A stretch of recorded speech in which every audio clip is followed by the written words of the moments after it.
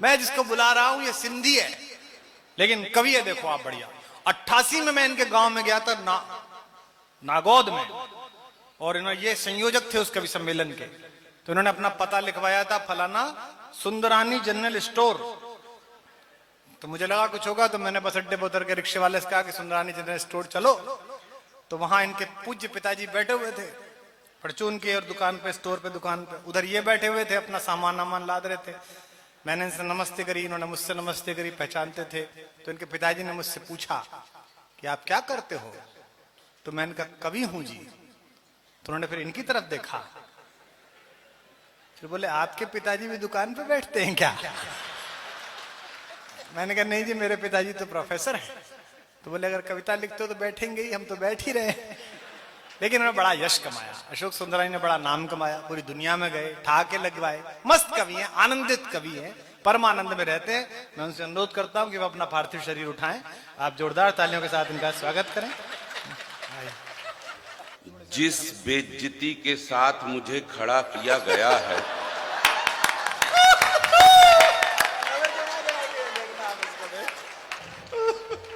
और आप सब लोगों ने जो सपरिवार उस बेइज्जती का आनंद लिया है, उसके लिए मेरी 7 पीढ़ियां आपकी आभारी रहेंगी। हम इसी काम में आते ही हैं विधायक जी। घर पे अगर ढंग से इज्जत मिलती तो काय को भटकते फिरते साहब। कोई नोटिस नहीं लेता है। 5-7 मिनट हमको सुन लेना। योगिता चौहान के बाद डॉक्टर साहब ने हमको खड़ा किया है। आप लोगों को ऐसा लग रहा होगा कि ऐश्वर्या राय के बाद अमरीश पुरी को लगा दिया हो भगवान को। हाँ, आज इत्तेफाक से कपड़े भी वैसे पहने थे।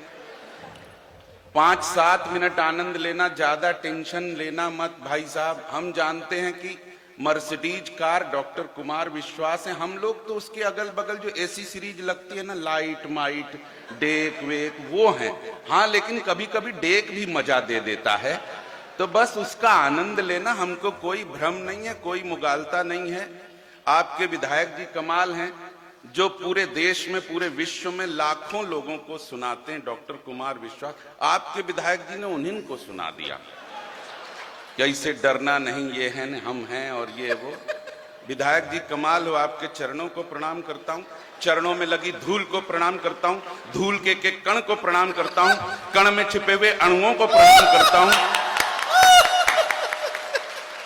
प्रत्येक अणु में छिपे हुए परमाणुओं को प्रणाम करता हूं, प्रत्येक परमाणु में छिपे इलेक्ट्रॉन, प्रोटॉन, न्यूट्रॉन को प्रणाम करता हूं।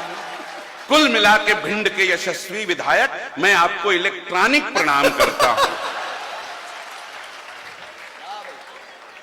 अब आप लोगों को लग गया होगा कि यह भी ढंग का ही आइटम है। मैं, देखो, सबने कहा ताली बजाओ, ताली बजाओ, ताली बजाओ। मंत्री महोदय, मैं कभी नहीं कहता किसी को ताली बजाओ।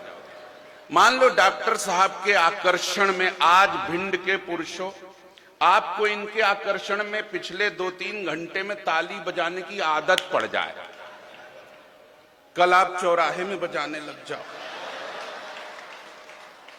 तो लोगों को यह भ्रम होगा कि ये वो हैं कि वो हैं। कोई तनाव मत लेना भाई साहब, मैं 5-7 मिनट रहूंगा आपके बीच में। अच्छा, हम लोगों के साथ डॉक्टर कुमार विश्वास जिस कवि सम्मेलन में रहते हैं, हम लोगों के खड़े होते ही पब्लिक के चेहरे पर ये सवाल हो, ये कब जाएगा, और ये हम लोगों को झेलना पड़ता है। लेकिन आप लोग बहुत शुरू से ही बहुत प्यार दे रहे हो। पुलिस वालों को मैं सर विशेष प्रणाम करता हूं। सर, आप लोगों ने जो कोरोना काल में हम लोगों का ध्यान रखा है, दो ही ने ध्यान रखा मंत्री जी, एक तो डॉक्टरों ने और दूसरा पुलिस वालों ने। फर्क डॉक्टरों और पुलिस वालों में इतना था मेरे भिंड के लोगों, कि डॉक्टर जब दूसरी डोज लगाता था तो पूछ लेता था कि पहली किस तरफ लगाई थी।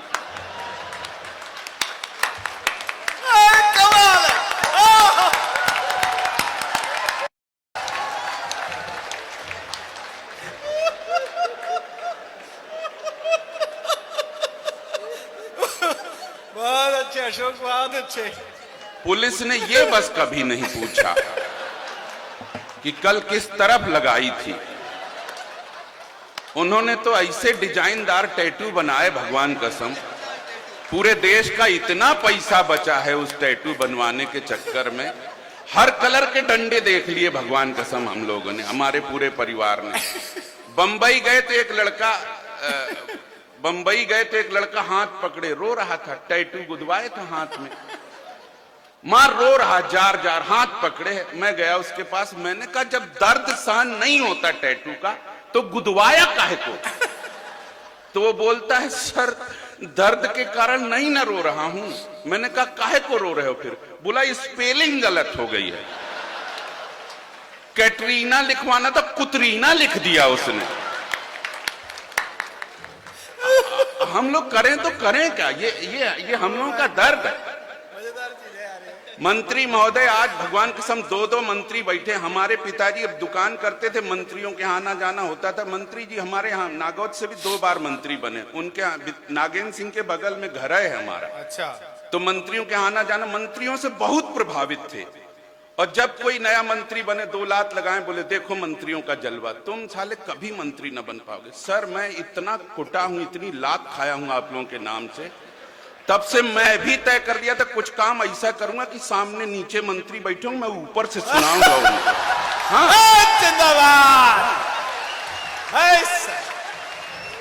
भाई बाबा, झूले झूले लाल। आज पिताजी देखते तो कितना मजा आता उनको, बताओ कि कब फायदा है मंत्री बनने से, बताओ, है ना। मैं आपको प्रणाम करता हूं सर, ऐसा नहीं कि वो देख लेना सर आप मंत्री हो, बहुत बड़े आदमी हो। भाजपा के लोग तो वैसे ही बड़े आदमी। उत्तर प्रदेश का चुनाव संपन्न हो गया, कांग्रेस वाले चिल्ला चिल्ला के थक गए, पंजे पर मोहर, पंजे का बटन दबाइए, कांग्रेस की सरकार बनाइए।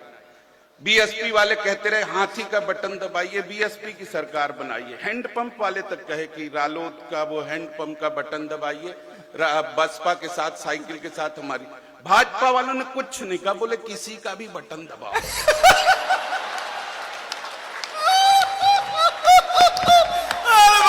बिहारी लाल की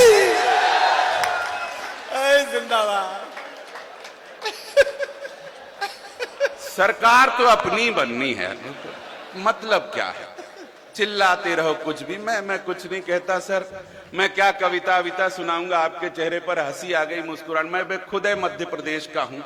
एक मनी मान कांग्रेस के विचारों ने गरीबी गुजर में गरीबी रेखा में बना भी ली थी, वो तक बर्दाश्त नहीं हुई भाई साहब, वहां तक फिर आ गई भाजपा की सरकार। तो कुल मिलाकर के भाजपा की बनना है तो काहे के लिए कहीं का बटन दबा कोई। हम तो घर से दुखी हैं भाई साहब, घर पे सम्मान मिलता नहीं। पत्नी कहती थी, एक दिन हम कोरोना काल में कविता लिख रहे थे बैठे बैठे, बोली आके नजदीक आके बोली कैसे लिख लेते हो कविता? मैं कहा इसमें दिमाग लगता है। बोले इसीलिए पूछ रहे हो कि कैसे लिखते हो। कोई नोटिस नहीं लेता भाई साहब। बड़ा बेटा 10वीं में पढ़ता, सिंधी का बेटा 10वीं में पढ़ता। मैंने एक दिन बुला के डांटा, मैंने कहा नालायक पढ़ा लिखा बिकर, तुम्हारी उम्र में लाल बहादुर शास्त्री 3-3 नदी तैर करके पार करके पढ़ने जाया करते थे। तुम्हारी उम्र में डॉक्टर राजेंद्र प्रसाद को 2-2 गोल्ड मेडल मिल गए थे। मेरे बच्चे ने पलट के जवाब दिया, पापा तुम्हारी उम्र में भगत सिंह फांसी पर चढ़ गया था, तुम क्या खड़े खड़े यहाँ टाइम खराब कर रहे हो। सर कोई इज्जत नहीं मिलती है, तड़ाक से लोग जवाब देते हैं। ये मीडिया के लोग लगे, जैसे डॉक्टर साहब ने कहा मीडिया के लोगों इतना डराया, भगवान कसम इन लोगों ने इतना डराया कि मैं कब बताऊं। कोरोना काल में इतना डराया, इनके मारे डर के हम लोगों ने इतना काढ़ा पी लिया कि कोरोना की औलादें तक काली पैदा होंगी, भगवान कसम। ये केवल मीडिया का डर था, भगवान कसम। इतना भाप ले लिए कि महाकौशल का इंजन हम खींच सकते हैं।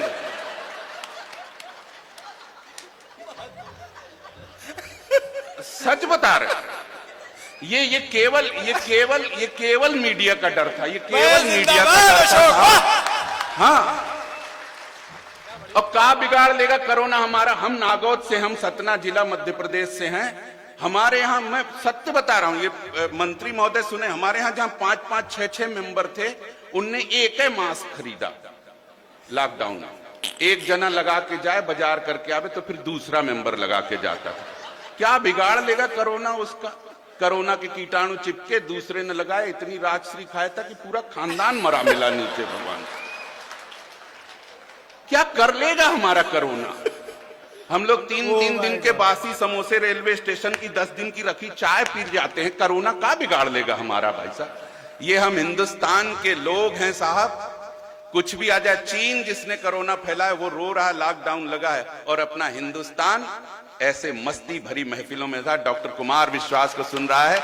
ये है हमारा हिंदुस्तान साहब। हम कविता कुछ नहीं सुनाते। हमारा बड़ा बेटा वही 10वीं में पढ़ता है, पिछले साल फेल हो गया था, इस बार फिर फेल होके आ गया। मैंने उसको डांटा, मैंने कहा नालायक, दिन भर कुछ आसपास के वातावरण को देख, 2 साल से फेल हो रहा लगातार। आसपास के वातावरण को देख, कुछ सीख। मिश्रा जी की लड़की को देख 98% नंबर, शर्मा जी की लड़की को देख 99% नंबर। बच्चे ने पलट के जवाब दिया, पापा उन्हीं दोनों को देखने के चक्कर में 2 साल से फेल हो रहा हूं। आपकी तालियां, ठहाका गलत जगह आ गया। जिम्मेदार जनप्रतिनिधि बैठे हैं, उनकी तरफ ध्यान आकर्षित करता हूं। वो टीवी का थोड़ा सा करो कुछ सर। बच्चे, मेरा असली समस्या दूसरे नंबर का बेटा क्लास 4 में पढ़ता है, 8 साल की उम्र है उसकी। स्कूल से लौट के निराश, उदास, हताश बैठा रहता था। कभी उसके चेहरे पर प्रसन्नता नहीं देखी। हम लोगों ने अपेक्षाओं का बोझ इतना लाद दिया है बच्चों के ऊपर कि बच्चे मुस्कुराना भूल गए हैं साहब। कुछ करिए, असली टेंशन ये है।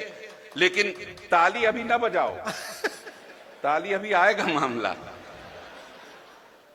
एक दिन चमत्कार हुआ सर, मंत्री महोदय, असली टेंशन ये है।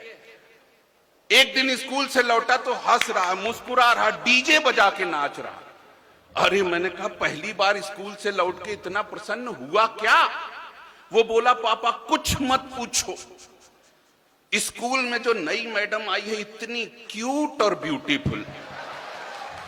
आपको हंसी आ रही, मुझको लगा मैं सूखे कुएं में कूद पड़ूं जाकर के। बोला पापा इतनी हॉट।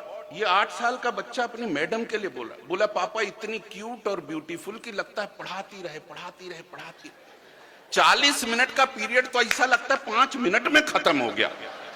मैंने उसको कान पकड़ के डांटा, मैंने कहा नालायक, ये संस्कार है। जो मैडम तुझको पढ़ाती है, शिक्षा का दान देती है, तुझे ज्ञान देती है, हमेशा उसको अपनी मां समझना चाहिए। मेरे बच्चे ने पलट के जवाब दिया, पापा आप हरदम अपने जुगाड़ में रहते हो।